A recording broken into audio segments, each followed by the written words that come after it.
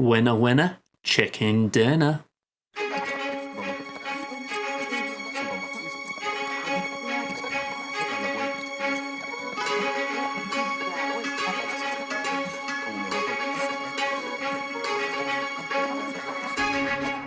Hello there everyone, welcome back to another Star Wars Galaxy of Heroes video. So this will be to begin with Temmin Wexley versus Prekarovus. No idea if I'm butchering that name. We had a GP disadvantage, we had a Zeta disadvantage, we were ahead on the Omicrons, we were behind on Rallics, Rallic 5s, Gear 12s, and 6 dot mods and plus 15 speed mods. However, we were ahead on the 20 pluses and the 25 pluses. The biggest discrepancy from my point of view was the fact that I've got 1 GL to my opponent's 3. So that was a concern going into the match. Let's see how it played out during the match. So, as you can see, this is the board at the start of the battle. Yeah, quite interesting. No GLs showing except for my own. So let's just go into more detail. So, first of all, we've got GBA, we've got Dabba Bulba, we've got Atbar, and we've got Dash. So, no big surprises from the previous round. Down south, a bit similar. We've got the Imperial Troopers again. We've got Padme, we've got JML, and we've got Darth Revan.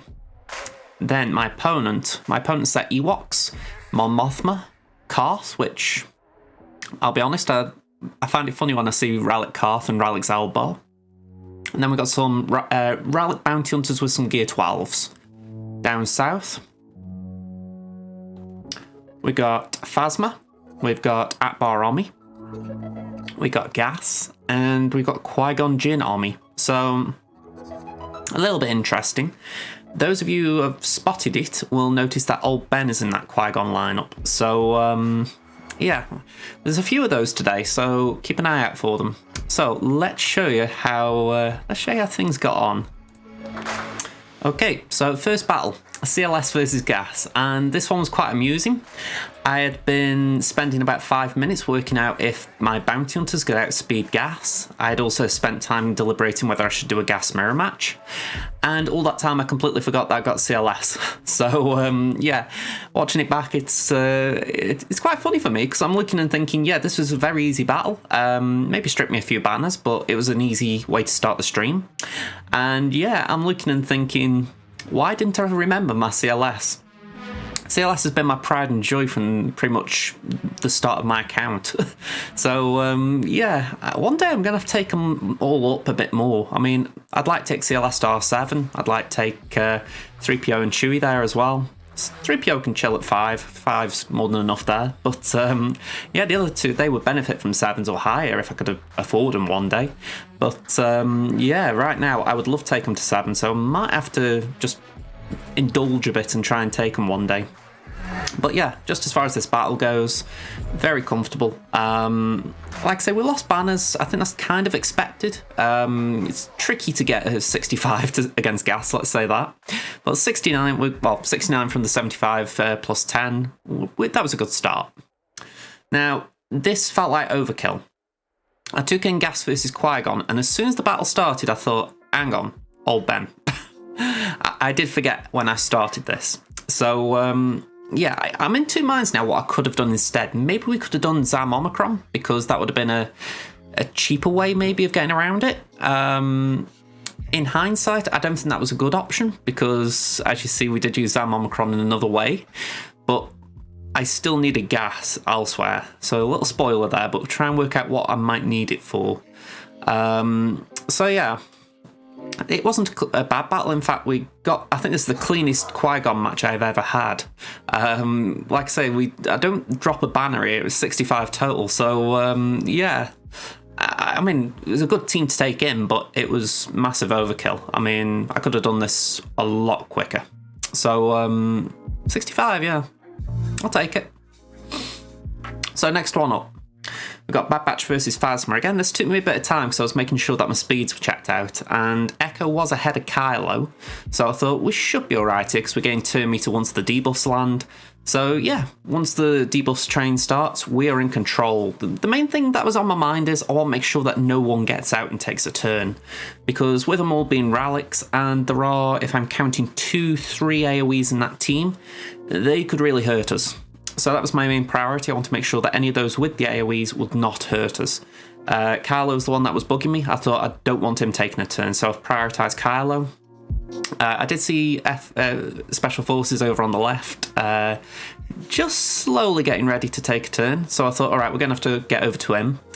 And then, well, saying that, I've got Special Forces wrong. It was on with the TIE pilot. Ooh. All right, I was making things harder for myself, but still, anyway, it was out of a stun, so it saves Wrecker having to take a turn or take a hit. But yeah, Stormtrooper, last one standing, he didn't stand a chance. So, comfortable 65. Bad Batch for the win. Although I did laugh at this point just how Omega is a bit trigger happy. You know, even though the Stormtrooper died, she's still going, I will shoot it, I will shoot it. I'd love it if they fix that, but equally I'm glad if they don't. Alright, so next battle. Night Sisters versus Akbar. I'll be up front. I didn't know what to take in against Akbar. I thought, I can't do Palpatine because tenacity up. And yeah, I was kind of stuck. So I thought, let's just do Night Sisters. Tal's not be able to get onto the tenacity, or at least in theory she could. We got cleanses from Asajj, so I liked it. The thing I had a concern about was what happens if there were Geonosians on the back wall. And I don't show the back walls, but yeah, there were Geonosians there. So yeah, that was a bit of a concern just as far as what would my counter be there. I didn't pick the right counter. Again, I'm spoiling things a little bit, but yeah. The weird thing is, this GA went very well. I mean, I've had rough GAs recently where I've made bad offensive decisions, and I would say this is kind of up there with the back wall. But I feel like the front wall drove a few of those decisions. Again, it's not like it's the big decisions. I mean, that Gas versus Qui-Gon, I'm not entirely sure what I could have taken in because my Bad Batch too slow at 3-star, or mostly 3-star. My Empire, I wouldn't really trust to take out Qui-Gon.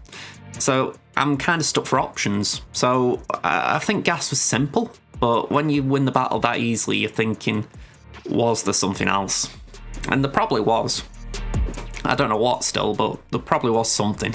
And I could do with working it out quick, just in case I face any more of these teams, because, I mean, I said it last time, I'm guilty of the fact that I don't always, I didn't straight away realise why Anakin needs Galactic Republic Jedi. But once you start seeing them, you realise how hard Anakin hits with them. Anyway, top all team, Bounty Hunters, we took Rayan. I think I was actually getting moaned at by someone in the chat at this point saying, do a battle. I'm like, all right, chill your beans. I mean, we got in there. I wanted to do a battle, but I think we were just talking about someone else's GA. I was like, come on. It's like, I find it funny when people are like that. It's like, okay. I wouldn't consider myself a staller either. By and large, I do get on with things pretty quick, especially with having 4 accounts to deal with, but someone must have been feeling impatient. Anyway, enough of that. Yeah, I thought I'd just bring that little stream highlight up for the simple fact this is a routine battle. I mean, we lose Resistance Trooper. In this battle, he always goes just because he's undergeared. I will try and build up one of the Resistance one day soon. Finn is probably the one I'm going to be doing. Poe's on my list as well, so yeah, it'd be nice to get Finn and Poe in here. It means I could take BB out, and it wouldn't be a great 5 as far as, you know, there's no holdo or anything like that, but I think it'd still do some good stuff. But yeah, I am going to skip ahead a bit here because, as you can see, we've maybe about a minute I've skipped, and yeah, we're in control here. It's very hard for Rey to lose. I mean, this is why the other week when I took 4 in against Bounty Hunters, I felt it was a bad idea because it is silly, but the idea that they can go for the weakest enemy in Trooper, it does sound counterproductive in the sense they could go for the contract. But the thing is, if they go for the contract on one of these 4, then they get that tune out, then I'm losing the battle. Whereas Trooper going, it might trigger the contract, but it doesn't help them. You know, I'm still got my 4 key tunes. Hopefully that makes sense. Anyway, Empire. Yep, bog standard counter. Although what I will say, this one miffed me a little bit. Yeah, they got a few turns on me. I mean, credit. It's not like I'm saying they should never get turns in on me or anything ridiculous like that, but yeah, this was a rough battle. I mean, I played it a little bit silly here, if I'm going to be honest. I shouldn't have passed a turn straight away to TFP. I should have held back a bit, but look at that damage on Palpatine. Man, he never stood a chance. So really, I should have gone to Mara, I should have controlled the group first, and then tried to recover the banners. Yeah, I think that was the right way to do it. I think the downside is I probably would have still lost banners, but I lost more by playing it the way I did. So it's ifs, buts and maybes as far as what could have played the battle better, but Vader's there, he wouldn't have lost the battle, so I think he would have struggled to lose the battle anyway. So I look at it and I think, alright, well, lessons learned. Maybe in a similar scenario to that, instead of trying to go straight into banner recovery mode, actually just try and make sure you've got the battle won. Because yeah, we lose Mara. That was... I mean, Mara's not well geared yet. She's 5-star, I think. I'm trying to get her up as fast as I can. But yeah, it's still a bit painful. I'm debating how I'm going to do it with Mara and the other Starkiller tunes as well, because I've got other priorities right now. I mean, it's like I've taken Jedi Knight Anakin up to Relic in the last 24 hours. But I'm thinking to myself, yeah, am I going to just pause all those kind of farms and go straight to the Starkiller tunes at Relic? I don't know. It makes sense because it's only 4 of them, but it feels awkward then leaving some of the projects I'm working on. Anyway, as you can see, poor banners there, 56, so could be better to say the least. Next battle, we did Nest on Ewoks, and I am going fast forward here because we've all seen Nest on Ewoks. There was no big surprises. To be honest, I could leave this on full auto and streams, but I like playing it. It's I like playing all the matches, but yeah, it's too easy. So yeah, we got 68 there. I think I move on to the back wall shortly after this. Yep, we did. So it was JMK Cat waiting for us at the back. So a little bit sneaky from my opponent. And I thought, all right, we can't take it out with this team, but could at the very least we get a snipe. So we do 2 mass assists. That gets 80% of the contract. We do a special to get to 90%. Now I'm a little bit scared at this point, so I'm thinking, oh god, are we going to miss it? And we're a bit out with the turn order. Really, this is where you need Aura to be Relic. You need it, or at least to be fast enough to outspeed Mando. Because we were slower, it meant that we needed to cycle around for another turn with Mando. And yeah, it's unfortunate really, because if I had got the turn order right, I could have actually done better here, I think. But we didn't do horrendous either. Yeah, as far as the snipe goes, we did it. We got Cat out. It wasn't the worst battle I've ever done. But this is where I was saying before, I could have done with saving gas. Because how this battle is now, if all 4 of my bounty hunters die, I can clean up with gas. But because gas had been used on the front wall, I didn't really have a cleanup. So the question might be, well, why did you do the snipe? And part of the answer is I wanted to see if I could do it. The other answer was I thought maybe something unusual could clean it up. Yeah, not really the brightest idea, to think that I could do something that better players than me could do. But call it ego. I wanted to just see what my tunes were capable of. So I had a little crack after.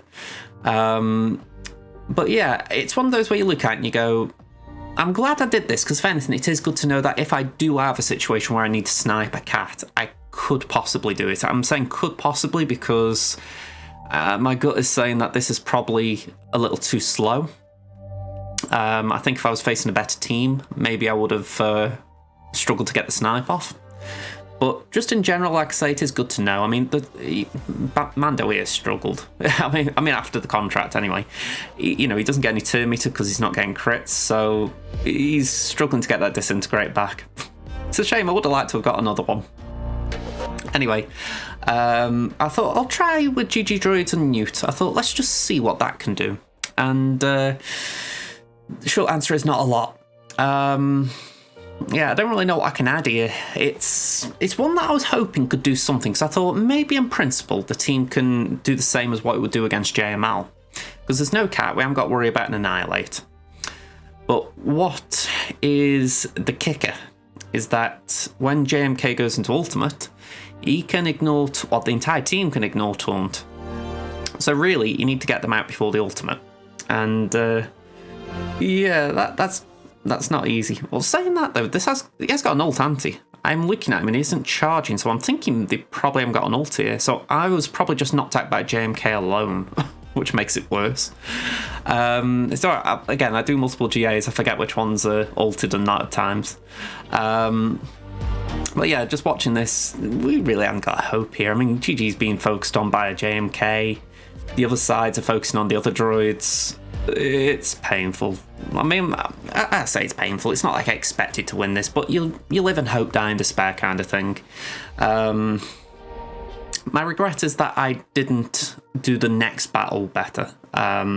Next battle's Geos, and I've definitely played Geo battles smarter. Yeah, it's a bit hard to add anything about this. I mean, in fairness, it's bar Ayla, it's a strong JMK cat team. I mean, Mace as well. Mace can be really annoying now. I'm a little surprised Mace didn't go in that Qui-Gon team, to be honest. I think that would have been better, because I know old Ben couldn't really go here, but I'm thinking, yeah, Mace was a bit overkill here, if that makes sense. So I'm looking at the opposition as if I beat it, but yeah, just looking at, if I'd have taken in something half decent, like a gas, I would have won that. So yeah, it's a little bit strange. All right, this was the mistake I made. And it's painful rewatching it, because I knew I got the speed disadvantage, okay, so I've got to lay that out there. But I had it in my head, right, that tenacity down, whilst it will land initially, I had it in my head that I would be able to get my AoE off, and then I would be able to recover. I would get tenacity up, and then they wouldn't be able to land tenacity down. But yeah, I didn't really think that through well. And the worst thing is that is not the worst mistake I made in this stream. So yeah, wait for that one. So yeah, we clean up this top all team, the Old Republic, with Jedi. Honestly, this was such a low damage team I was using, but even with 2 relics on their side, they didn't really stand a chance. I mean, I've said it plenty of times, I don't perceive JKR to be an attacker. He is classed as one, but I don't ever view him as someone who you're relying on for the big hits. But yeah, this time I was relying on him for the big hits, and thankfully he could take out some Gobonzo Old Republic. Some Old Republic that maybe don't deserve this level of attention. So yeah, I have regrets. I'm wishing that I'd put Wampa here, and then I could have tried JKR on the Geos. I think they would have struggled against the Geos, because again, there's no damage dealer. But at the very least, I could have laser focused on the Brood. So yeah, a few regrets. The other team that we faced down south was Maul. We do go for that in a moment, but yeah, the Maul team was a little tricky. So yeah, 65 banners for that. We did at least get max banners. So yeah, like I say, we went for the Maul team. It's a bit hard to add anything here. Mon Mothma was not equipped for this battle. I mean, thankfully we do get a bit of a okay start thanks to Kara. But yeah, it goes downhill pretty quick. I mean, as soon as Maul decides I'm taking a turn, it's pretty much game over. I think if Kyle was Relic 5, we may have lasted a bit longer. But I'm saying that when I know how fast Hop Rebel Scout dies here, so just watch out for that. So yeah, I'm trying to get the ones with the taunt, but 1, 2, 3, 4, 5, 6. And they go so quick. I mean, Maul's a good team. It's not like I'm knocking it. I just didn't go in here expecting to win this, but it's frustrating when you see your team get destroyed like that. It's like, well, again, no expectations. I do try the revive. I think, can we just conjure some magic? But Kyle's probably the one I didn't want. If we'd have got off Rebel Scout back, maybe we could have done something there, but I don't know Maul's kit well enough. For all I know, he's got an anti-revive mechanic. Well, saying that, probably not if we got Kyle back. I don't know.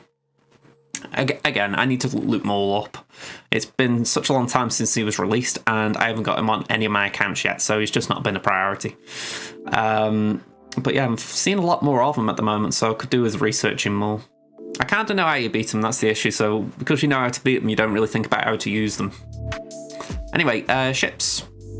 We saw a negotiator, so we took in rebels, and I believe off the top of my head we also had a malevolence and a finalizer to beat, so this guy went heavy on ships.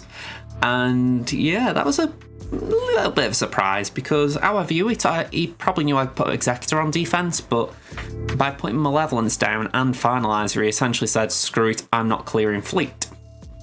Which is a little bit interesting. I mean, granted, he probably couldn't have beaten me with Finalizer, but maybe he could have done something with Malevolence. So, again, maybe he just gave in a little easy there, but either way, he gave us a challenge here. The Rebels, I always consider them a good counter to the Galactic Republic, just for the fact that there's... You can get iffy RNG, but by and large, that is the Rebel fleet anyway. You know, you can get an assist one day, another day you don't. So that was just this day, really. It was where all the assists lined up. We do the AoE here. That gets rid of Anakin. Yeah, it's a comfortable battle from there. So it was a good round, this, or at least it was a good fleet round. I had my counters lined up. I can't really say I feel I made any bad calls. So, yeah, as far as fleet goes, I was quite good. And as I did say it at the time, considering I haven't done fleet on Temmin for a few weeks now, or it feels like a few weeks just down to the fact that I've not been getting there often, then yeah, I'm grateful. I thought I'd bring... I was getting tempted to bring Outrider in just to see how it plays, but I thought my dash here isn't that big, and the Outrider's not fully maxed or anything, so I thought let's not risk it. But yeah, 67 banners, I was taking it. So Galactic Republic versus Malevolence. Again, a pretty simple matchup. Granted, there was Soldier in the lineup, I believe. Oh no, Spy. I couldn't remember which offhand. I don't really get that, in all honesty. Yeah, Spy's dead before the battle even begins. Yeah, Vulture. I mean, Iron a Vulture and some fact of the starting lineup normally anyway. But I've heard some people do put Soldier in the lineup just for the fact that then there are more attacks that are turned to begin with. I respect that. I think there's something to it. But equally, I look at it and I think, why not just stick with what works? But then again, maybe that's it. You try and throw people off. But this didn't throw me off. It was a bit too simple. So yeah. We're just doing what we need to do now to protect Anakin. We want to make sure he doesn't die too easily. I am trying to remember, because did he die off? I'm saying this. I'm wondering now if he did die. I made a mistake there. I should have gone for some fact. But yeah, I'm wondering if Anakin did die off, because I've got vague memories of having to just clinch the battle late on, but I might be misremembering. No, I might be misremembering. Oh, hang on. Is that it? Because we're on 2 vultures. Alright, so... Ah, there we go. It wasn't this. Alright, might not have been a stream, because I've obviously done my fleet dailies today and whatnot, so it could have been when I was bringing Anakin in for something there. But yeah, pretty clean in the end. 71 banners. I'm remembering this with you guys. So yeah, finish off with Chimera Geos against First Order. So naturally, Finalizer and the First Order will go straight away. They'll do their thing. A little bit of a concern as far as the starting lineup I picked, because my Sunfac is not thick. He's gear 8. So surviving Relic 7 ships was a risk. Thankfully we did survive. I thought I'm going to just target crew, see if we can get him out. And yeah, we do. So at this point it's just about how we manage the rest of the battle. So that was not ideal. We didn't want counter chance, or to be countered. So I thought, right, what can we do? And I brought Cassian in with us. We didn't use him in the Rebel fleet, so I thought, right, let's use it here. and that gets rid of Retribution. I'm focusing on Command Shuttle just for the fact that that one will just make reinforcing annoying. So I thought we're going to try and call an assist. I thought we'll use Spy as the target. The protection up from the counter chance is a little bit annoying because it just essentially means he's healing a little bit, but again, it's not going to save him. We heal up, thankfully, because both Sunfac and Soldier were looking a bit squishy, but we were able to get Command Shuttle out, and from there the battle's a lot easier, because Command Shuttle is just controlling the battle with the turn meter, with preventing reinforcements from taking immediate turns. So yeah, once that was out, I felt a lot more comfortable. In fact, we were able to bring in, was it Clone Sergeant? Yeah. Do we get the ship out here? Nope. Honestly, trying to have multiple accounts, some of you do, I respect it, but I'm like, I can't remember some of these. It is fun watching them back sometimes, just for that purpose. So yeah, we got our banners back on Sunfac, a few dropped on Soldier and Spy, protection on Cassian, but 69 to finish off. I was happy. So let's show you the final board. Okay, Temmin. Temmin got the win, and I'm not entirely sure what happened. So yeah, as you saw, we did make a mess at the back. JMK, Geos, and Maul, none of them got knocked down. Bit of that my fault, to say the least. But yeah, offense aside, defense seemed to do okay. Atbar and Geos took 1 each, but Dash held for 1. Dadbot Boba didn't take a hit. Then we go down south, and yeah, this was interesting. Imperial Troopers held for 4. The other 3 just got knocked down. And then the back wall didn't get attacked much. We got 1 on the Dooku team, but Ewoks and Trey are nothing. So I don't really know. I don't know what my opponent was thinking, but they attacked late. So maybe they just thought, I've got no time, I've lost. So unfortunate if that's the case, because I don't think these teams were unbeatable. But maybe I'm just underestimating myself. But either way, 2-0 for the week. Let's see if we can win a title. You know, I think Crimson upset someone. Back-to-back rounds against 5 GL owners. And similar GPs as well. I mean, you look at that on the right-hand side, I'm behind in pretty much all of the scores there.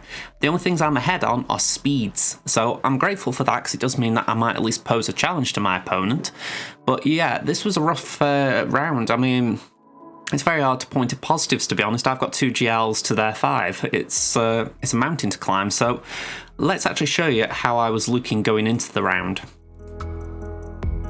Alright, so this is my front, well, this is why the board looked, and Red Rum did set me an interesting defense. We've got SLKR there, but you cannot see it, but there's a JML there as well. Plus Padme is leading JMK. So 3 GLs on the front wall. So let's show you how the rest of the board looked. We'll start with my defense. My defense was Treya. I thought I don't have a plan for Treya on offense, so I'll use her on defense for a change. We stuck with CLS on defense, even though I don't particularly like that. Bosk, again, I've got no use for Bosk, so why not? And we got Dooku. I took Newt out of there because I knew I might need him on offense, so Dooku led the Separatists. Then as far as the bottom wall, we got Darth Revan, we got the Shat clones, we got Karth, and we got Bam. So our opponent had GG with IG in there, or IG88. That was a bit interesting. Padme JMK, the JMK didn't have an ult, but still I found that a little bit weird. Got Mon Mothma, alright, and we got a Maul team. Down south, we've got Qui-Gon with Old Ben, again another instance of this happening. We got SLKR without Red Trooper. We got JML with some Old Republic. It was a bit of an iffy lineup, to put it mildly. And we got Finn. So it was an interesting board that was set. I wouldn't say it was difficult because of the quantity of GLs, but the actual teams were not that threatening. So let's show you what I'm talking about. So yeah, we started off with the JML, and I took in GG here. I've beaten JMLs with GG before, but it's not a battle you want to be doing. I mean, at least not for me anyway. I recognise that at the very top end of Kaiba 1, there are going to be opponents that are used to doing this every round. For me, this is something that I end up doing when I'm backed into a corner, and this is how I felt. So yeah, my main priority here is we're going to keep Magna Guard alive. The more Magna's alive, the more the Jedi have got to hit him, and if they're hitting him, it means that B2's taking turns. Well, there's more chance he will anyway. So yeah, that's the main way I'm approaching this. I'm trying to keep target lock across the team because more target lock means more turn meter for my droids. We're also trying to do basics with GG because GG's got a healing immunity on basics, so it just means that JML is not going to be healing up. Now, there's no JKR on the team as well, so it means we can kill JML straight away. So after that, my priority is let's get Jolie. If Jolie gets a revive in, that means all the work we've been doing is for nothing. So yeah, Jolie was the priority. There's that bit of you thinking, should I actually go for Jolie earlier? But you just can't leave JML alone. You've got to get rid of him. So yeah, it was a bit sketchy at this point because I'm thinking we've got to get him, but GG just won it for us brilliantly there. So yeah, nice start to the round.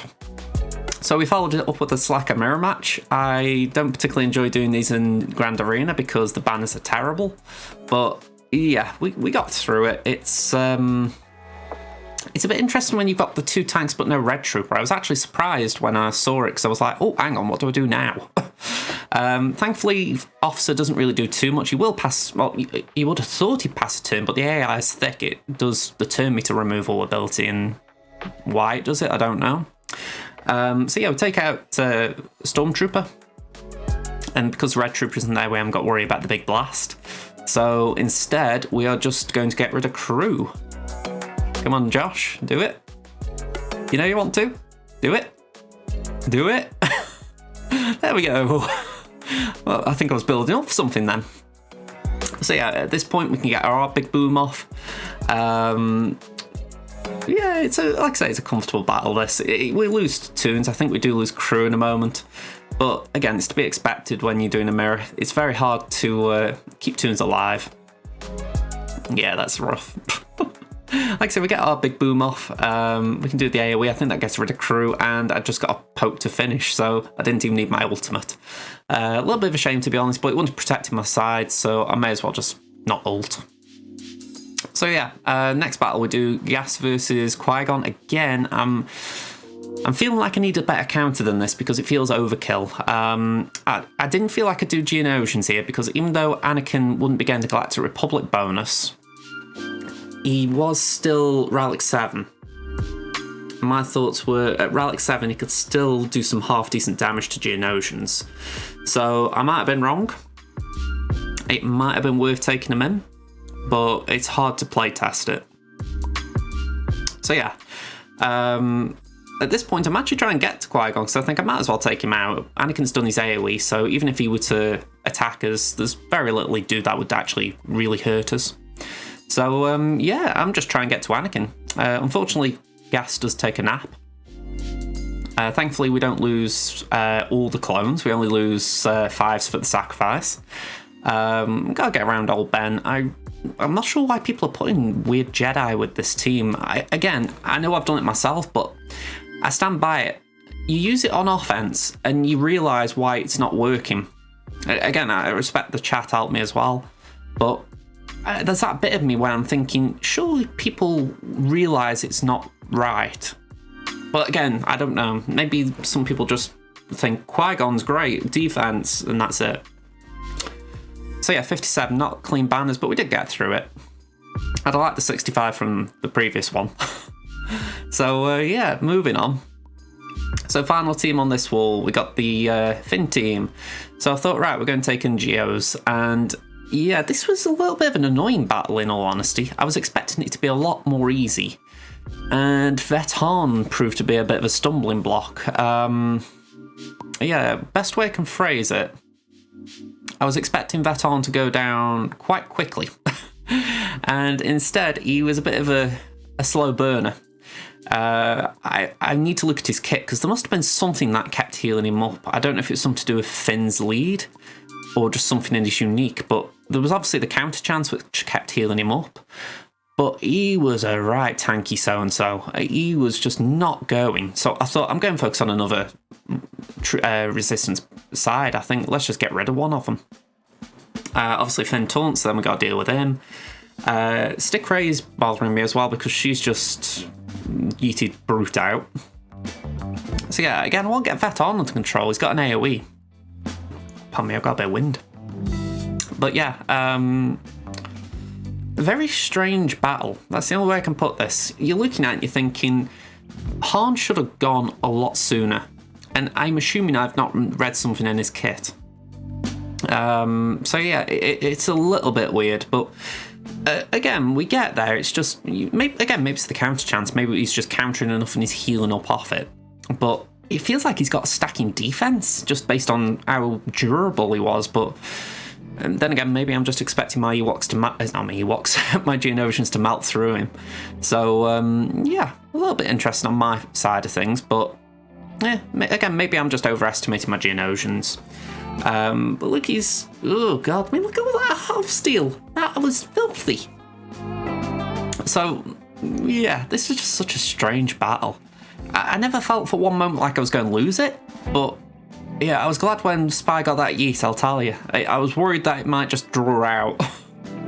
So, yeah, Troopers just easy cleanup. I was hoping I could get round and cycle to another heal from Brute, but nah, we weren't getting that.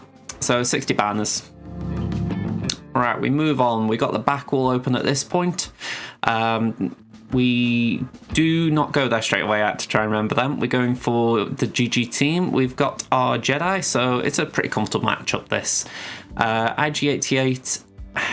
Again, I was talking in the chat saying, I get why you would do IG-88 in the team as far as his unique Zeta is... It's interesting as far as healing immunity. What I don't really get is why would you put it down here? And apparently it's something that people are using a lot to prevent Night Sister counters. So okay, I respect that.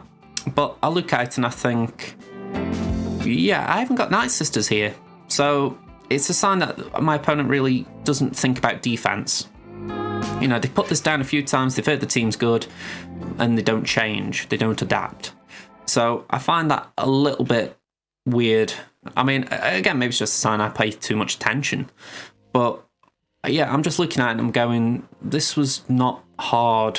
I mean, to be fair, Droidica, Newt, any other fifth in that team, this JKR comp would still work. BB-8 might have complicated it. I might have had to go with Bastila lead, but yeah, as far as the actual counter, it was never an issue. So I just look and I think, yeah, IG-88 just didn't do a lot there. It was a bit of a, I wouldn't say it was a waste because you're not going to use him elsewhere really, but yeah, it didn't do anything to stop me either. So yeah, 64, we dropped one banner, not the worst score.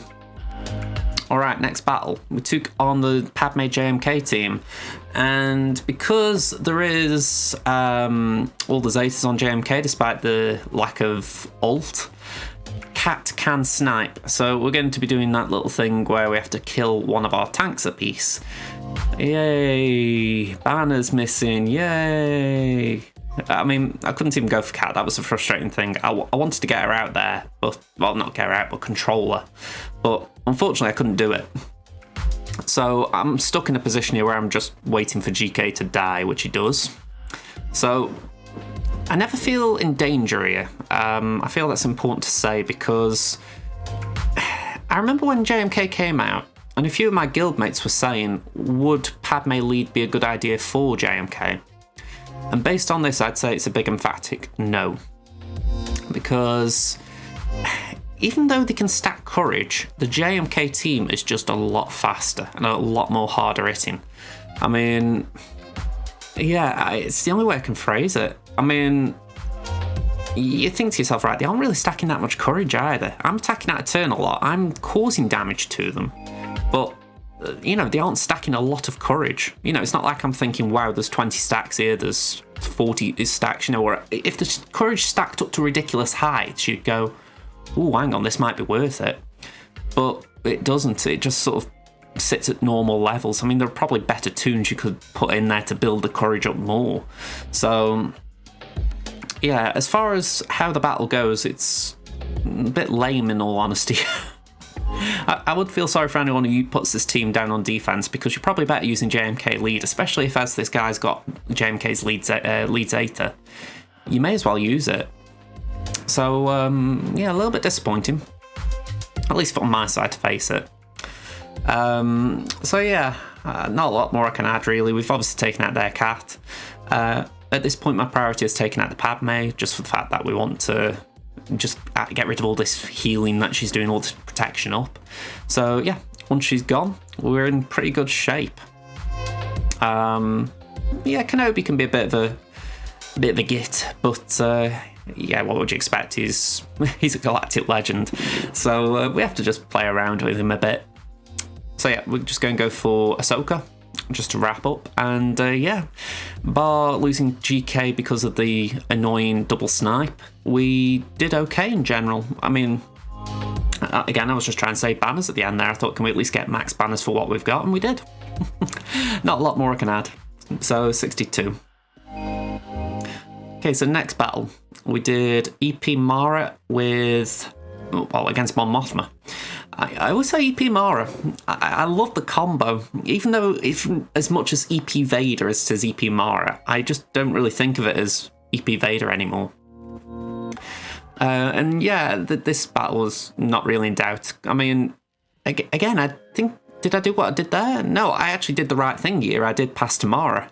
So yeah, it's funny how I worked it out here. Well, saying that, I had done Crimson after Temmin, so that probably helped. But yeah, it's just funny when you watch it back and you go, I did learn my mistake pretty fast at least. Trouble is, I couldn't really recover banners. Yeah, I mean, Thrawn's one away. I needed Mon to take a turn. She was just too slow. So 64. It's only one banner drop. It's a shame. It's why you kind of wish it was on Mara the hit, because then the two-meter swap to Mara would actually benefit us for two reasons. Okay, so Maul, we took in Imperial Troopers. It felt a bit overkill, but I wasn't that upset about using it. I just want to make sure we got to ships. So, yeah, we just take our turns, we target whoever's got the mark. Yeah, it's bog standard counter. There's a bit of me that's thinking I really need to build up another Imperial Trooper minimum right now, though, just so Stark can come back to this group. Maybe I could throw Gideon with the Empire then. Well, at the very least, I could do with building the Iden team up anyway, because the Iden team's great. But just in the short term, maybe I could just do with at least one building up. But yeah, 65 banners. Backwall, there was some very, very slow Bad Batch. I mean, I think we were talking 255 speed on Echo, something like that. So I think my Paplo was ahead of it before the bonuses. So yeah, we ran circles around this group. It was a very, very comfortable battle again. Echo just didn't stand a chance.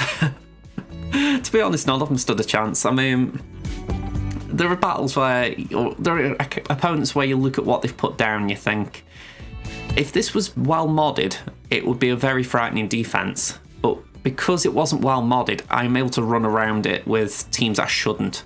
I mean, I say that because if your Echo is well modded, we're talking 350 speed, give or take. Whereas, yeah, I mean, 350 speed, I could possibly still get ahead with my Paplu, but still it would be very unwise to do that team. Alright, final battle. At least Tomb battle. Night Sisters we were facing, and this was all I got left. I feel like I've been doing variants of this for a few weeks now.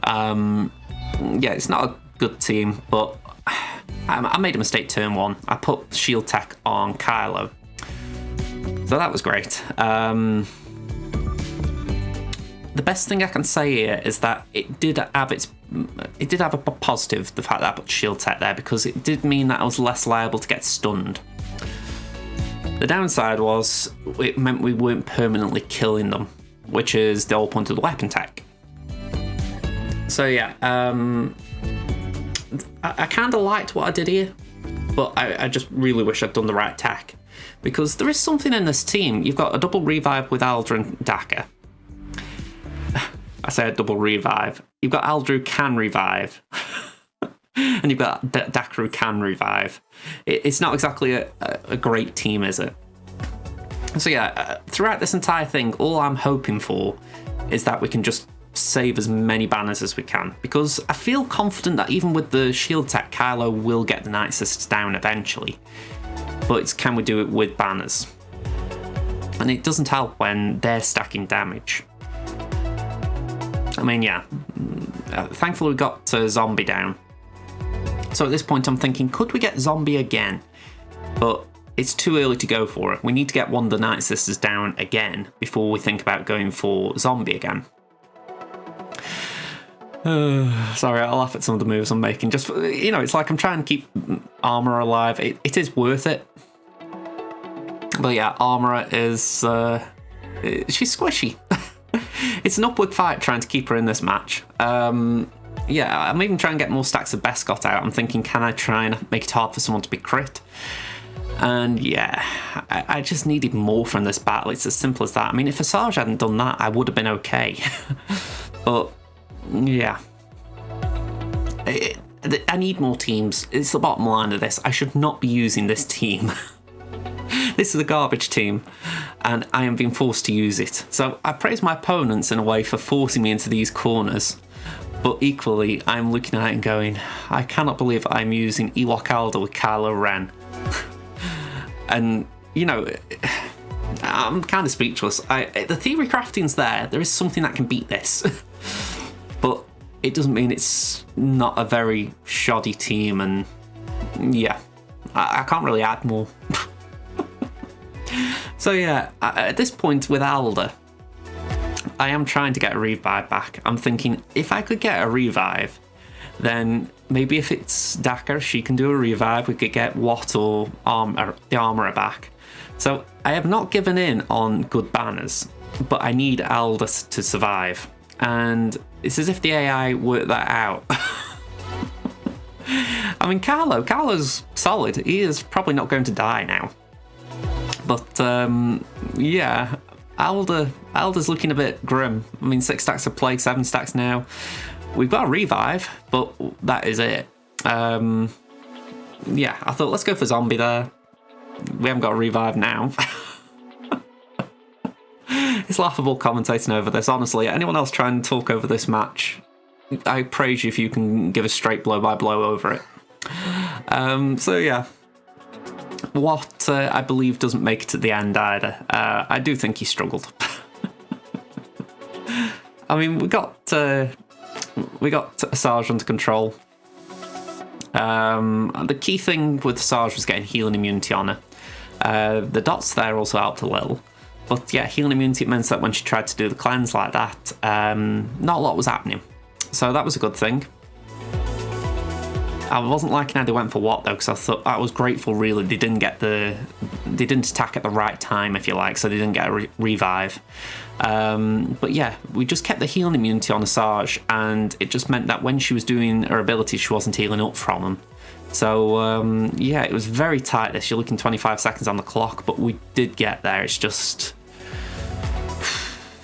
do not use that team if you don't need to. Alright, so Fleet. Finalizer versus Home 1. I believe my opponent's got Executor as well. They used it on... Oh no, I think it was another opponent who got Executor. Sorry, I'm confusing my accounts again. But yeah, Home 1 on defense, so this made complete sense. Finalizer is a hard counter. I've said it already, but I will reiterate it. Echelon is a great ship, and I'm going to farm it up as soon as I can. But I find it does nobble some of those older counters. By the way, I got advantage and offense up here, so I thought, we'll try a nuke. And I think that's why I call in Special Forces, because that's a guaranteed double hit, which means I should get Han out. There we go. So yeah, just about Echelon. I feel like it does interrupt the flow of those opening moves, because before Echelon's arrival, you'd have Special Forces TIE Pilot starting. And in those opening blows against Negotiator or Home 1, it always felt like you had enough damage to get the key ship out, so Anakin for Negotiator or Han for Rebels. Whereas now, it feels like you've still got to cycle round to when Special Forces comes into the mad battle to get that first ship out. And yeah, it feels slightly inefficient, but equally, I wouldn't want to leave Echelon out the starting lineup. So I'm in two minds. I'm thinking, should I leave it on the bench and start Special Forces just with that in mind?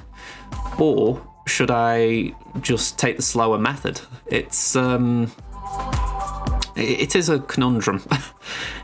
Again, I'm not entirely sure what the correct answer is. I may try Special Forces, just see how it plays out. But yeah, we will see. So yeah, the battle was done by the time Horn went out. That's the reason I carried on talking about it.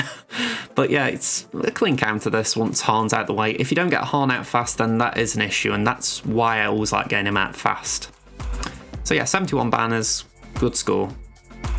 So now we were doing the same as what we did on Temmin. Thrawn Geos versus Finalizer. Quite a bit easier here, I felt. Again, the AI did go for Soldier. I believe it went for Soldier anyway. So we go for Crew. Bye-bye, Crew. Again, we go for Command Shuttle. Command Shuttle's the priority at this point. We're kind of stuck on Echelon, so we've got to hit it. It's a bit annoying. I don't know if at this point I was a bit distracted by something. So yeah, Gauntlet. Gauntlet comes... Is it Gauntlet? No, TIE Reaper. TIE Reaper. I get Gauntlet and TIE Reaper mixed up. I am farming Reaper as well. But yeah, like I say, at this point we've won. We bring in Houndstooth because it doesn't go anywhere else. So yeah, just get a bit of breach out there.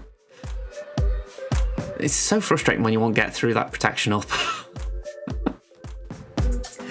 So yeah, we just do a heal. I think we're stunned, yeah. And big hit. Ooh. So yeah, hunted on Houndstooth.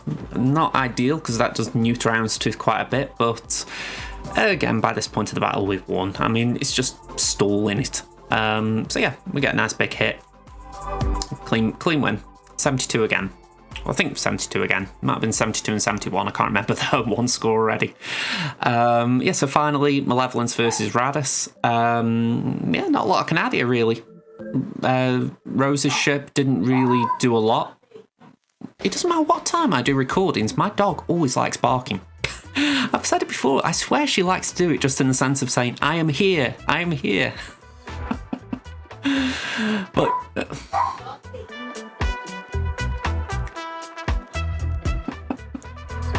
okay, I've lost the flow of this battle, but yeah, we're going for the bomber.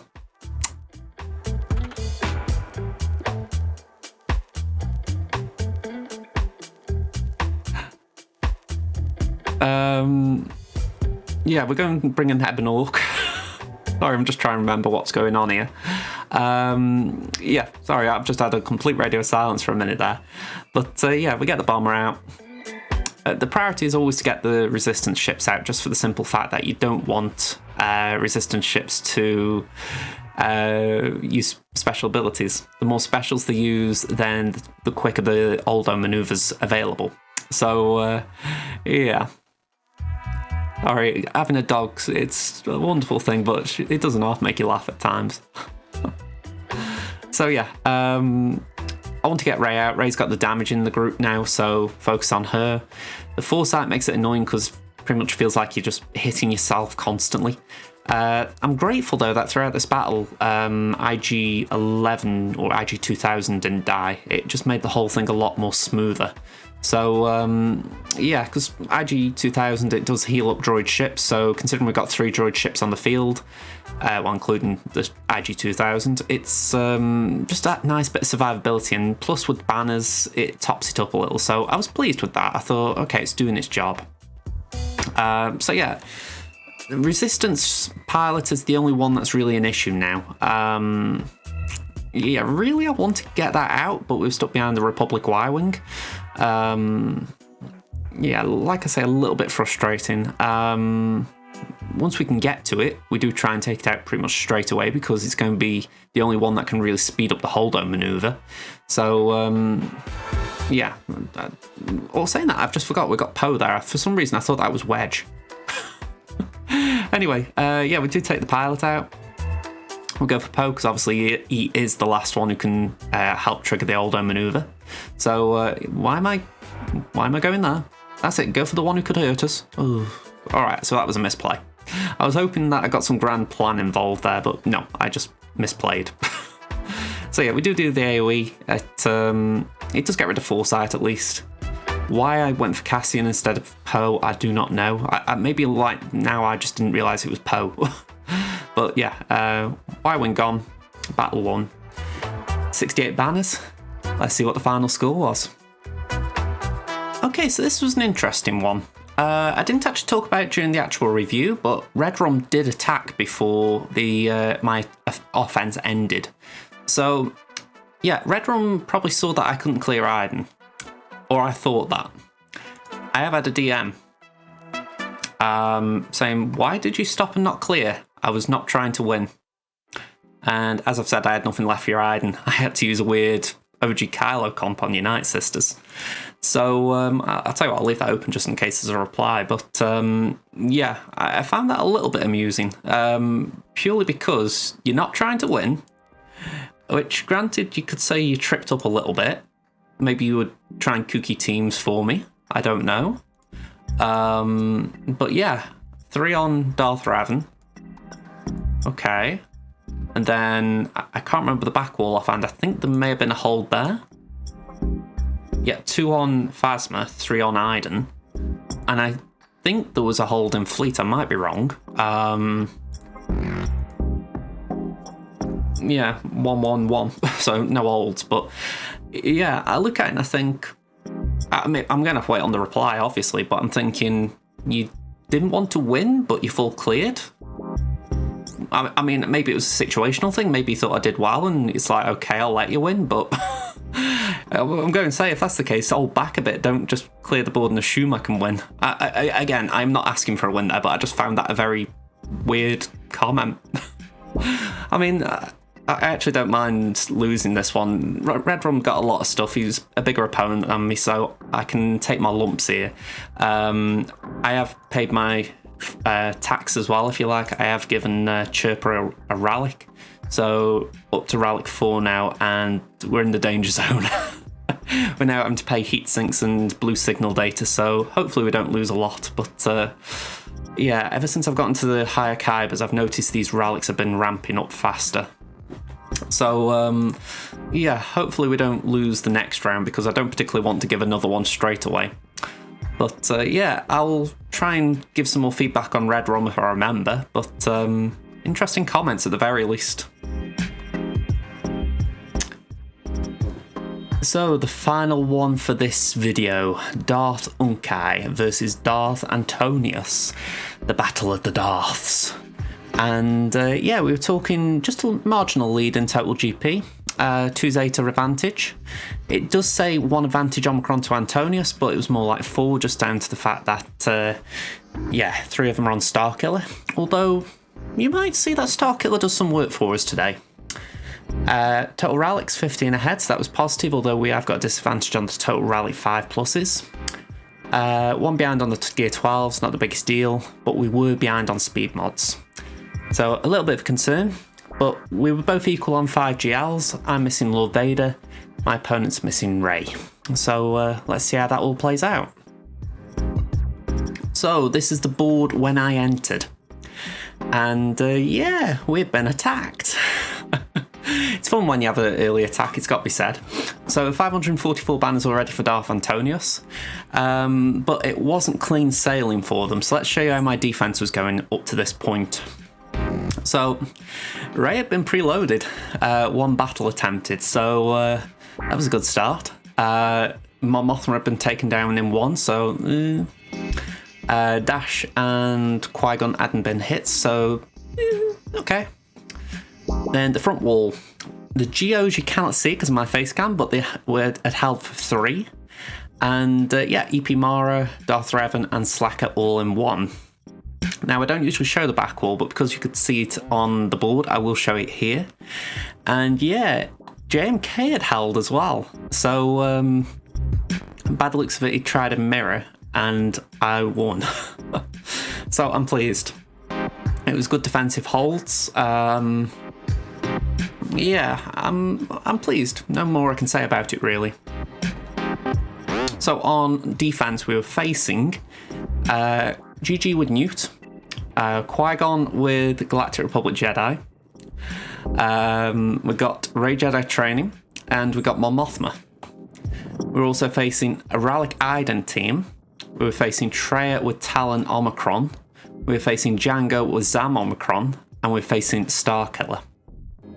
This was a tough wall. I would actually say this is the toughest wall I've faced since starting work on this account.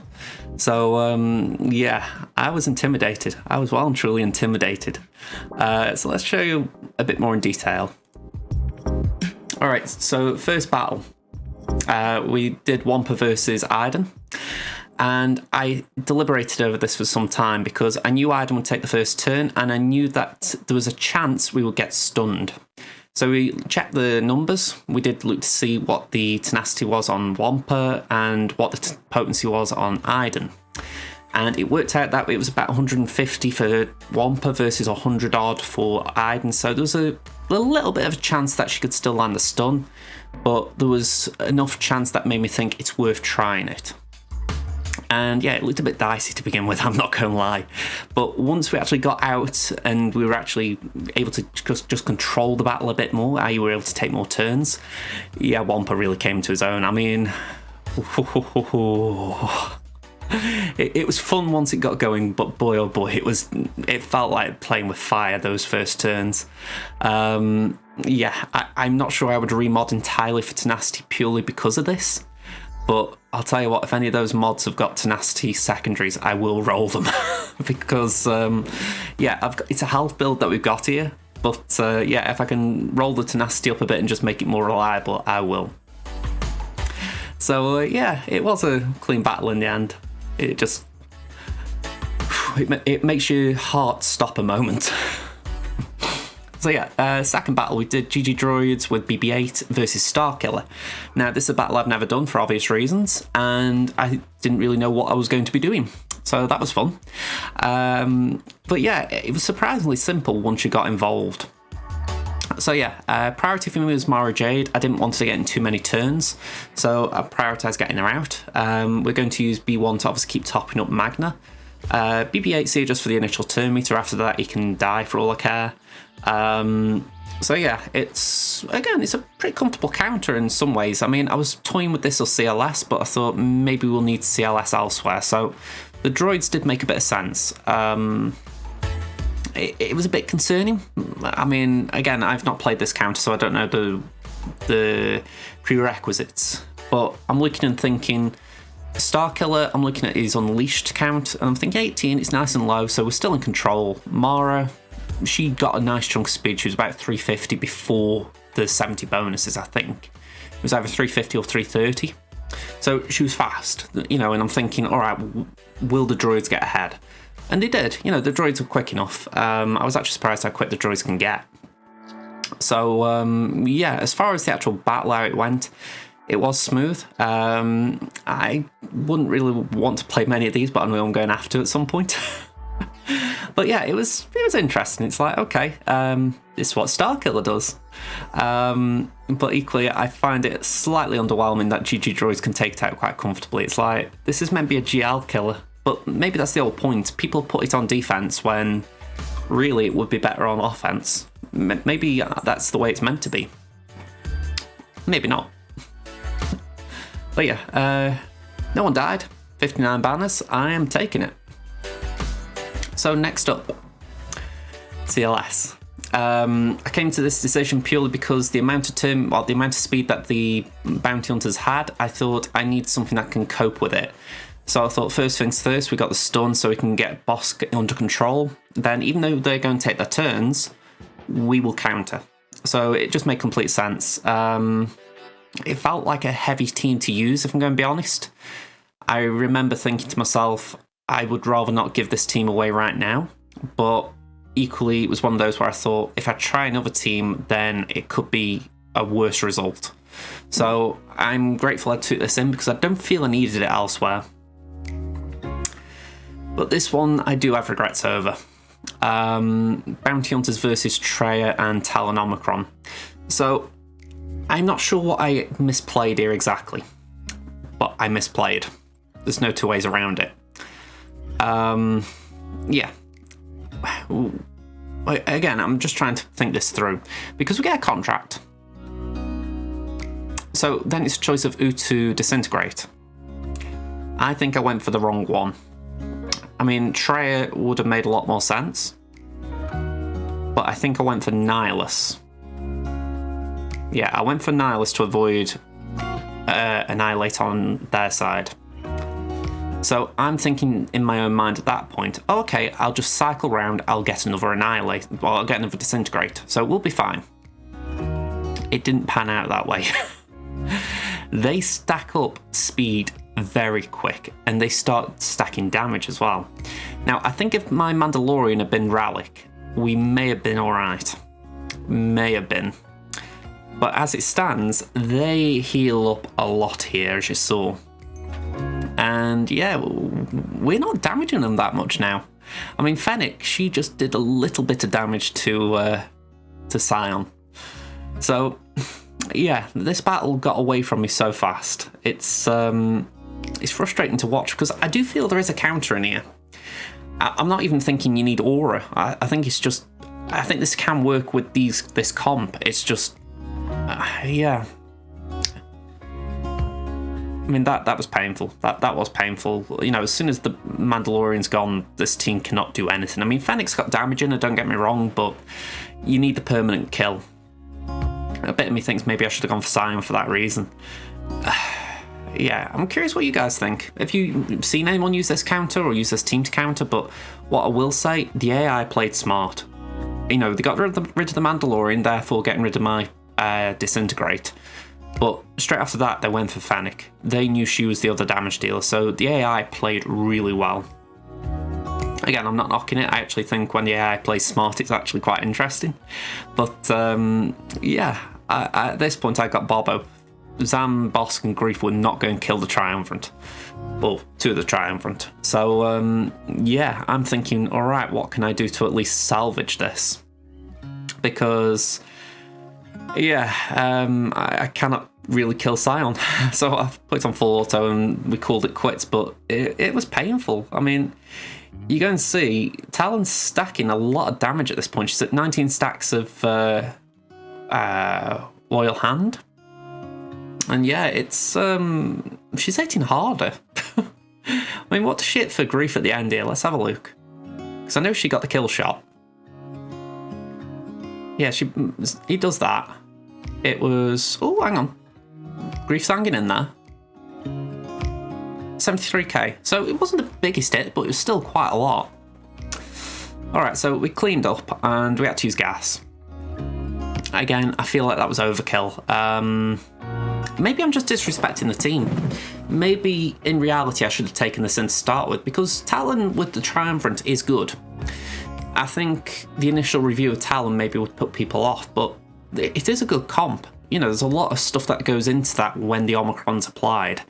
I think the issue is that maybe the Triumvirate are seen more as an offensive team, and Talon has found a home with Darth Revan, so it's like it's like breaking up two things that are good. But equally, I kind of like this. I mean, it was annoying. I had to take something like 501st, which is a pretty heavy team. Yeah, I just can't really think of a cleaner counter offhand, which is frustrating, because if you can't think of a counter, then it implies the team is good. So, yeah, let me know in the comments, folks. If you faced this, what have you been using? Because, to me, gas was overkill. But I feel like I misplayed the Bounty Hunters. And I don't know if maybe something like I'm saying dash. Pardon me. I don't think a dash team could do it. I'm just trying to think. Rebel fighters would struggle, probably. I don't think Kyle's anti-Sith synergy would save it. Yeah, honestly, you have ideas in the chat, please shout them out, because I would like to learn in this instance.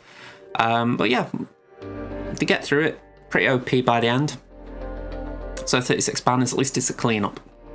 So now we're on to Lord Vader, who's hiding at the back. And I will give a little spoiler alert, this was a tough one. I have won this battle in the recent past, so I'm pretty sure this is the team I took in. So I wasn't feeling unconfident or lacking confidence when I went in. The key is just to try and keep using Inherited Teachings, try and get JML's ult as fast as Lord Vader gets his ult, and then once Lord Vader's gone into his ult and used his AoE ability block, then you ult. And that's the gist of the opening of the battle.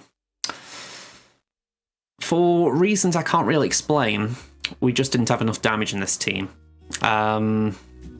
It's hard for me to explain because I'm going to rewatch this, obviously, as I'm talking over it. And I feel like I did the right things. And remember, this is an R9 JML here with very good protection, so therefore very good true damage. But again, for reasons I can't really explain, it didn't really feel like I was doing good damage. Maybe, I don't know, maybe I needed to do normal hits more. I honestly don't know. So, yeah. Lord Vader's got his ult. Didn't do the AoE, so just got stalled a bit. I was tempted to do another ability, but I thought, let's just stick to Inherited Teachings, make sure we get it. We're going to put crit hit immunity up for those who can get it. And we're going cleanse, because once we get the ult, our cooldown's reset, so we can afford to use it. Thankfully we get the ult at this point, we can heal everyone.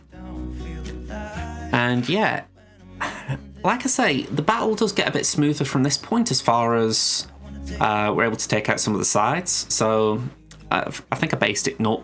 Oh yeah, we're ability blocked, of course. So yeah, I was just doing what I could there. I do Efflux at this point just to try and deal some AoE damage. We get Maul out, and we get a stun just to try and make sure the sides aren't hurting us. But yeah, it's not a clean battle. I mean, I say it's not a clean battle. Again, I'm trying to keep the dots off as I don't want us to die from dots. The trouble is, Lord Vader applies them so readily, it's almost frightening. Yeah. At this point, I'm thinking we need to get Lord Vader down. We've got half the battle's gone already and he's still at full health. So I'm going to Inherited Teachings and I'm trying to give every ability possible to Hoda. I'm thinking Hoda can deal true damage and he can heal our side. So that was my thought process. When Hoda gets a turn, I'm giving it to JML. The only times I'm not doing that, I do one turn here because we haven't got Inherited Teachings, so I pass that to JML to heal him up. And similarly, no Inherited Teachings here, so I heal up the team again. I try and blind as well there. Maybe I didn't need to do Efflux, but I like the idea of keeping Lord Vader under control. So we've got 1 minute 55 left here, and again, he's only at best 75% health. He's not... I don't even think he's there, he might be at 80. So this is looking rough. We're not dealing anywhere near enough damage. The true damage isn't getting him down quick enough. So yeah, it was rough. I'm thinking, what do we do here? And I think I do actually go to full auto because I'm thinking maybe the AI could play it a bit smarter. But I'm also concerned about the fact that Lord Vader will go into an ultimate again soon enough, and it will get pretty nasty at that point. So yeah, I'm wary. Plus Royal Guard's there. And even though Royal Guard wasn't my concern, I did get a comment in the chat after saying I should have focused on him to make a clean-up easier. While I respect that, I'm thinking Royal Guard really didn't worry me. I know that the argument might be Lord Vader steals mastery from him, but just as far as trying to win this battle in one go, I was thinking I don't care about Royal Guard. So maybe it was a bit of naivety on my part there. But yeah, this is just not going good. We've got so much health still with Lord Vader, 40 odd seconds remaining.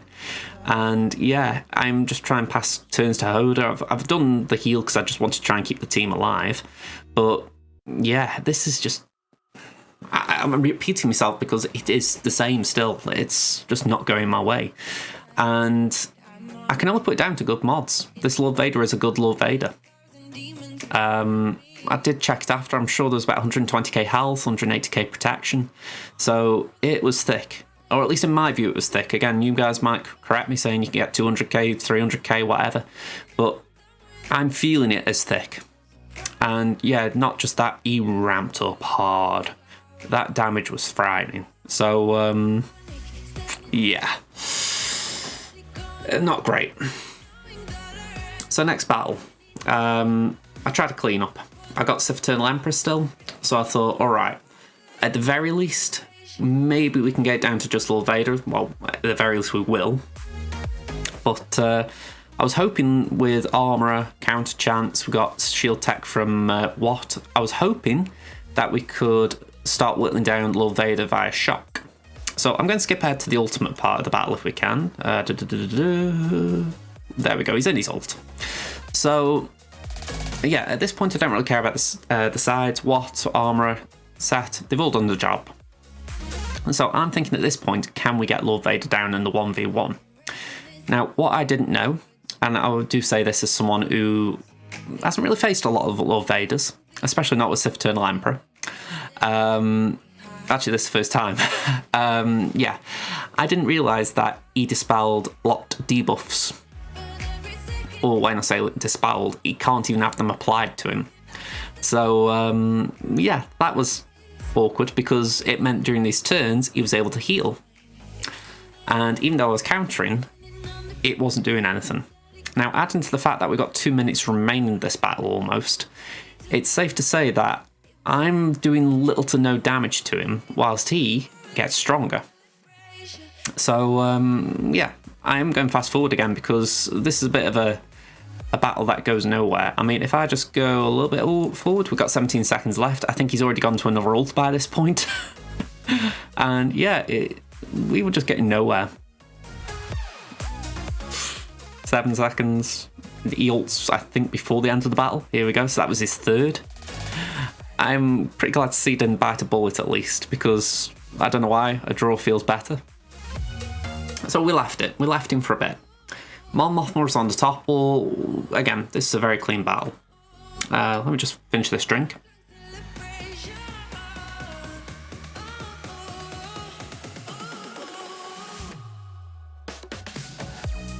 Sorry, that was ice cold, but I thought I wouldn't finish it. So yeah, I'm thinking to myself, alright, we need to get Biggs under control. If we don't get Biggs, he's just going to keep taking turns, which stalls the battle. We don't want that. But the thing is, with Mon, whenever someone does a basic, or when Mon does a basic essentially, the weakest one gets healed, which usually is Biggs, because we're hitting him. So it's a tricky balancing act. You want to get Biggs under control, but you really need to get them all under some form of control. So we do get Kara under control, which is good. The trouble is, at this point, there's a risk that Kara will get out. Thankfully, we get a stun on Biggs, which is good. And then the best way I can describe this is that Snowtrooper goes brrrr. Come on. Here we go. 1.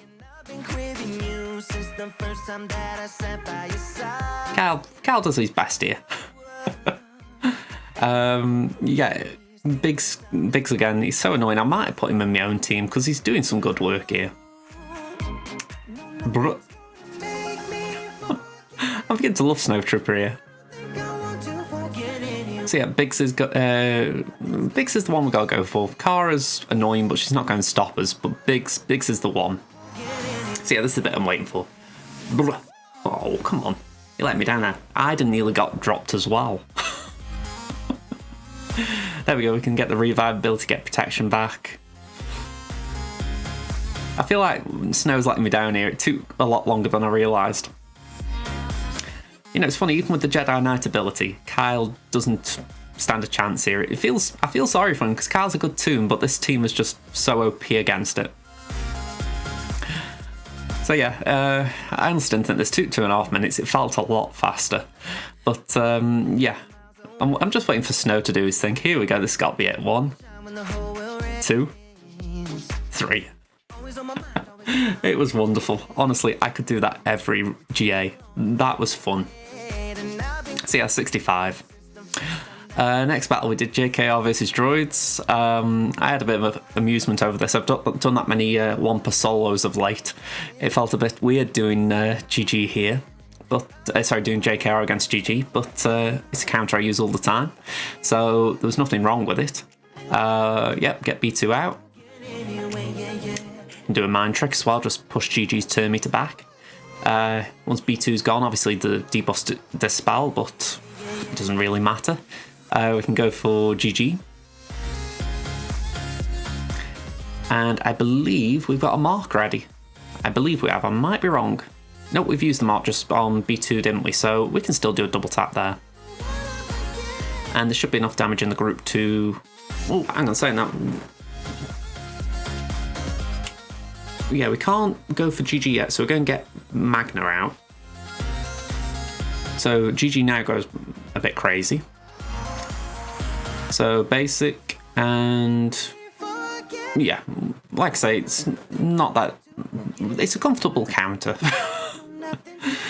It just took a bit long to get to GG because obviously the marks, and we had to use our mark early. But yeah, I don't think anyone would say I looked in danger here. Foresight from Yoda is always nice. There we go, get the mark. GG's gone. Would have been nice to get more banners back, but honestly, these type of battles I'm just glad to get out of them. I was actually surprised though that Newt had already died. I think how I looked at it, I was expecting... I thought at this point he'd only died once. Sorry, he hadn't already died once, but yeah, I was surprised when he died then. I thought I got more time to recover. I didn't see him drop the first time. So yeah, this is the most embarrassing thing I've ever done.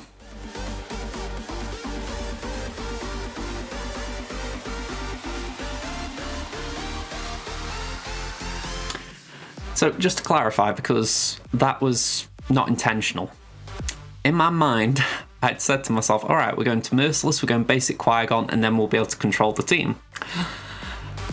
And yeah, I didn't expect my Vader to one-shot Qui-Gon. So yeah, I pretty much spent the entire of this battle just with my face in my hands, well, a bit like how I am now. Just trying not to look directly at the camera because I felt utter embarrassment and shame and all the negative emotions. I mean, in a way, it did mean that this battle was cleaner, but yeah, I could have just taken Invader if I wanted to do that.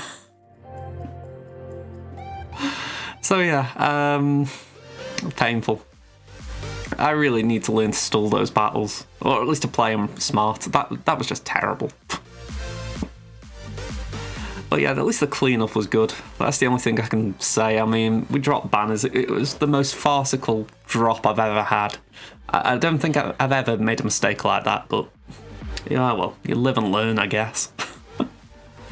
So, yeah, 40. Yay! We took Treya and Talon against Rey Jedi Training. This was a bit of a weird one, but it wasn't a bad one. To be honest, the worst thing about this is Sion actually died. And even now, I'm still asking myself, how did that happen? And the simple answer comes down to Rey, I believe. Although I can't remember, I'm pretty certain she gets healing immunity onto Sion, and it just means that he's not taking enough turns where he can get held by hatred. So, yeah. Bit of a bummer, because I do like Sion. He's still a great tank. But I feel I let him down a little bit. Yeah, looking here, I don't even think he had healing immunity. Yeah, I mean, look at that. I mean, I can't even do anything to protect him. I think I try and ability block Rey just so she doesn't... Oh no, it went for R2. Ooh, that was bad. Ay, ay, ay. I misplayed a bit there. I should have gone for Rey, but she didn't even do her ability. I mean, this was a win. I'm being very banner greedy at this point, but yeah, I'm thinking, why am I going for R2? Am I worried about stealth or burning? I'm not sure. Did I go for Rey here? Yeah. But then, yeah, Chewie gets him. So yeah, Sion got unlucky. I think I was expecting more, but I don't know what I could expect, really. I think I was hoping that we'd get a turn to get out and then use Hell by Hatred, but it was a very messy one, that. 60 banners. Yeah, we move on. So, no Executor on defense. My opponent used their Executor against mine, and, well, we'll see the final score shortly. But yeah, so I thought, right, Finalizer against Own 1 again. So I've already said my bit about this when it was Crimson's turn. I don't particularly like Echelon in this lineup. I think it just makes the counter a lot slower. But again, I did win. So I'm not complaining vehemently. It's just I don't particularly like it. So like I say, you've got to bring special forces in and you need to do this. And just supposing you get a dodge or anything like that, then the counter gets worse. So, yeah, it's awkward. But yeah, we're going to be fine. We've got to control them. I was really not liking it at this point, though, because I thought Han's only one turn away from getting me out, so I actually used an AoE. I thought maybe the AoE will be enough to get him out, and thankfully it was. I think if I'd have gone for a basic, I wouldn't have got him. I think he would have got outmaneuver going, and I would have then been up against it all round. Whereas the AoE got him out, and yeah, I think it was a smart call. You know, it's one of the rare times Finalizer's AoE is useful. So yeah, Special Forces bit biteability are a bit unfortunate. We're going to go for the Y-Wing. To be honest, there's no real priority target at this point. It's just basically kill whichever one you can see, which we do. We get rid of Cassian pretty comfortably, and then it's just a case of getting Phantom out. So, simple. 70 banners. So next one, we do Negotiator versus the Empire. And yeah, this was again pretty simple. We go for the Bomber, just for the fact that the Bomber's the priority target. It's pretty weird in a way, because there are tanks in this game that you don't want to hit. You know, when I face a Rebel fleet, I'm not aiming for Biggs, I'm aiming for Han. When I'm going for Negotiators, I'm going for Anakin. Whereas when you're facing the Empire, you always want to go for the Bomber first. And it's very interesting that, just the idea that they have actually created a tank that you want to get rid of. You know, I've got to praise them, it's a good mechanic as far as building something that is so tanky that you know if you let it survive long enough, it'll become really hard to get rid of. So, yeah, I praise them. You know, it was a good ship design. But, yeah, it also means you've got to go a bit overpowered at times. I mean, you ask me, I don't want to be taking a Negotiator in against Empire. But I think this is where the meta is now. I need to start respecting Empire a bit more because, you know, a while ago, Empire was maybe 4th or 5th best fleet. It's probably up there as 2nd or 3rd now. So, yeah, it's a bit of a surprise for me, but this is how it is, so we got to adapt. So, yeah, I'm just... To be honest, at this point, I'm just thinking, who am I going for? We won't get Emperor Shuttle out because Emperor Shuttle is just a bit of a nuisance. But the Sith Bomber is as well with the concussion mine, so it's just dancing around targets. I'm grateful there that Anakin's able to ignore Foresight. It did make that a bit better. And yeah, AoE to clean up. So, 74 banners, and we're into the final battle. Or at least the final ship battle. Yeah, Malevolence versus Finalizer. We've done stuff like this all day, so yeah, 3 finalizers on fleet. It was a finalizing day. So yeah, stun the command shuttle, why not? Just so it's not granting turn meter and all that jazz. We've got turn meter to give to Hyena, so we do that. We're going to just try and target the command Kylo, and one more hit takes it out. At this point, we're in no danger. So yeah, just go for the command shuttle. The buzz droids will kill it off, so we're just going to go for the TIE pilot. Another one comes in, and yeah, I'm also keeping an eye on the time because my daily reset's soon. So yeah, very comfortable win this. I mean, you don't really need these many ships. You could probably get away with just the starting 3, but hey ho, it's a clean win. So we still had Lord Vader to deal with, so I took Imperial Troopers in. I thought, well, not I thought, someone in the chat said that's a good cleanup, so I sort of went with it. I thought, alright, it makes sense. They are quite powerful with Dark. What I will say, we got a little bit lucky. Dark Trooper got called to assist a lot, despite the fact there was days all over the team. So I'm grateful there. We got some good RNG. Yeah, we got a counter. We do a basic. And I'm thinking, who goes next? Well, yeah, that will cool Dark.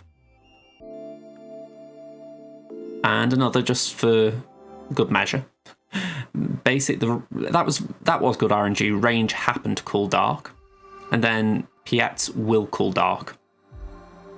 So yeah, I'm happy. I'm going to say we were able to kill Lord Vader. It just meant that it took 3, but we did get it down. And then we had 2 more teams to take out, and I wasn't convinced we could do it. So the first one was Crew. I'd got Bam left. I used him for offense for a change. IG and Queel are only gear 12, so that's half the reason I tend to put them on defense. But I thought, I want to try them. I want to see how they get on in GA. So to their credit, they actually did quite well.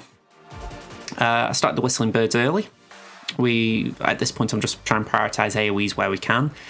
The issue is, yeah, we dropped below health thresholds a bit quick here, so we had to use the Whistling Birds. Thankfully, we're able to protect Queel at this point. I believe that's what we did, because even though IG's stunned, Queel's the one in danger. There we go. So we pop a taunt.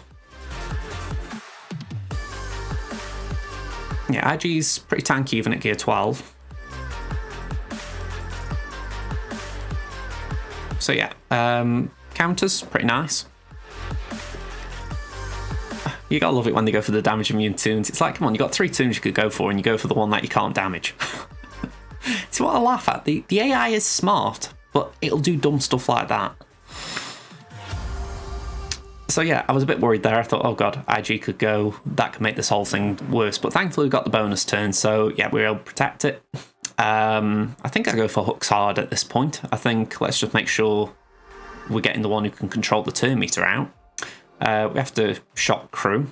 We're able to heal up IG and Queel in one move here. And we're able to start Whistling Birds, so let's get them going. We basic, and I think we're going to get some good AoE, good counterattacks at this point, so we do that. And yeah, I'm sure we get one counterattack here because of Kylo. And yeah, that gets us quite quickly up to 20 Whistling Birds. There we go. It was a beautiful set of moves, that, but I loved it. I was going to target hooks, but I thought that might be the wrong move, so I thought let's go for Crew. And it paid off. We were able to get Crew out, then Bo's AoE got hooks out, and then it's just cleaning them up. So I enjoyed this. It was a bit of a challenge adapting to it, because I've not really used the full BAM team properly.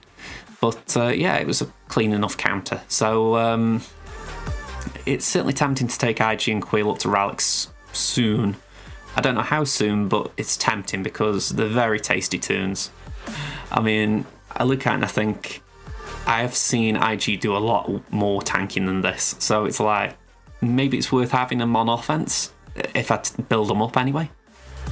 But still, yeah, 59. They could have got better banners, but considering the gear levels, I get it. Now, this was my first attempt against this BAM team. I tried Django lead just because of the speed advantage. I thought it's a pretty easy contract to get if you just land in AoEs, which is quite a few in this team. Well, 4 of them have got AoE debuffs. But yeah, we were a bit slow. I mean, even though I do get the contract, it's a bit too late. I mean, that wasn't the best move. If I'm going to be honest, I should have based it to a Django. But yeah, we get the contract. But Whistling Birds go, and most of the team's dead at this point. So, yeah, not that great. I think IG goes before he gets... yeah, he doesn't even get his contract reward of Bounty Hunter's Resolve. So, yeah, this was not a great idea. I thought at this point maybe we could just survive with Django. Maybe he could solo it. Yeah, solo BAM with Django, that is totally a thing that goes on. And the worst bit is I stuck at it.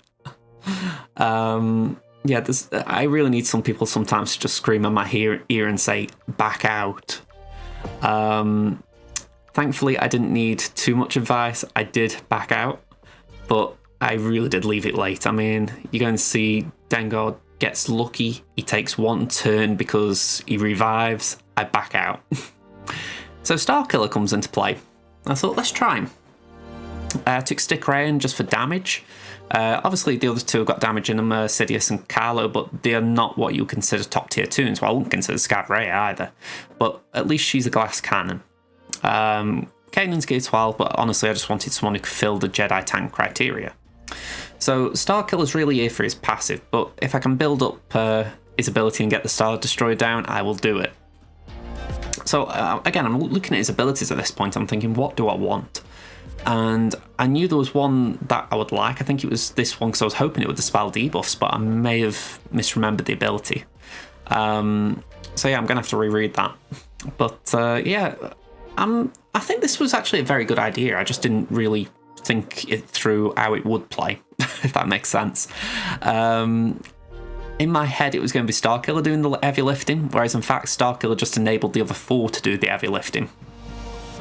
So at this point in the battle, my priority is just getting Bam out. I think if we get Bam out, then it means I can do another battle to clean up. So we actually do that. We get Bam out quite quickly, and I'm thinking, all right, we could actually do more than just this. We could actually win it. So yeah, I'm just trying to charge up Unleashed. I'm thinking, why not? Ray's taking a bit of damage, unfortunately.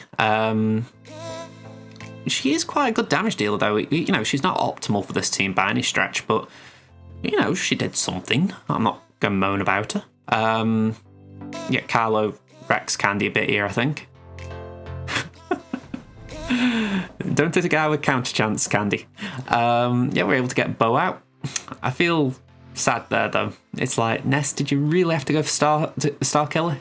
You just didn't want to see the Star Destroyer come down, did you? But yeah, at this point, I'm feeling very confident because even with 3 stacks of Beskar Ingot on Nest, I'm thinking all it takes is one nice hit on her. And we can control her as well. We can keep her stun locked. We can actually apply healing immunity and dots.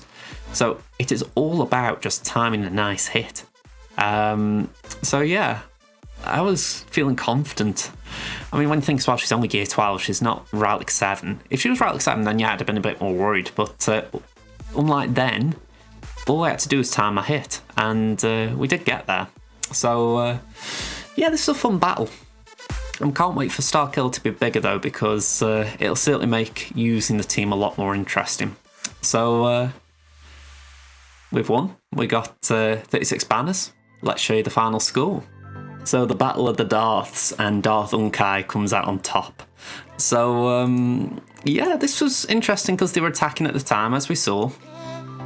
And yeah, two battles on Ray. They cleaned up quite comfortably. We saw the bottom wall at the start, so no surprises there. But yeah, JMK did not get knocked down. Well, no, not even a second attempt. And the Night Sister comps did not get touched either. As for the top, yeah, I think they took a hit on Executor. That was it. And that was it. Nothing else. So I am assuming they took their own Executor in to try and mirror it. They failed. And they thought, screw it, I'm giving up. That's the only thing I can think, because, you know, I think they had got Malevolence, I think. And I know they haven't got Finalizer, we faced 3 today. But yeah, they got Malevolence, so you're thinking, could they have done... Well, saying that they put TIE Fighter down, so that'd have been a bummer as well. So, I don't know. I think they gambled on winning the mirror and they lost. So, I kind of feel sorry there, but this Executor's R9, so it's like, maybe don't gamble on it. But yeah, quite interesting to say the least. Finally, we haven't touched on JJ, I need to Relic Sabine. Yeah, Slacker on defense. We didn't really have much hope here. If it had been North, I'd have been happier. I could have done the same as what they've done, probably. But we cleaned out this weird Phoenix Veton comp, and we did well on the North wall. There was a GG there. We did Bad Batch. Took the Phasma out, took the BAM team out. no problems. But yeah, I've got Negotiator on defense right now. I may need to change that, because if I'm being funneled towards fleet, it's like, well, I might as well just take it on offense and just win on fleet. But yeah, 0-2 for the week on this account, and I said it last time, I'm not too bothered about it, but I don't particularly like going 0-3. I have been relegated. I'm in Chromium 3 now, so yeah. One thing I will point out, by the way, and I don't really care about broadcasting this, I've edited my defense and I've put Padme up north the next round and Gas down south. I'm hoping that that might help, because if we're going to start facing opponents who are funneling me towards ships, then hopefully I can at least force them to go for ships as well, which means they've got to face a Negotiator. Whereas as things stand, I feel like they are essentially blocking my route to ships, and I'm not stopping them down south. So hopefully this little switch could at least get us a win for the final round. So that is it, everyone. Thank you for watching. I hope you've enjoyed the video. If you did, hit the like button. If you haven't already, subscribe to the channel. Last I saw, we were on 499 subscribers. We did get to 500 and someone unsubbed, or a bot was caught or something. So if we can get to 500 again, that'd be great. But I won't get higher than that. So don't be afraid to hit that sub button. All right. Thank you very much for watching. I'll see you in the next video. Bye for now, everyone.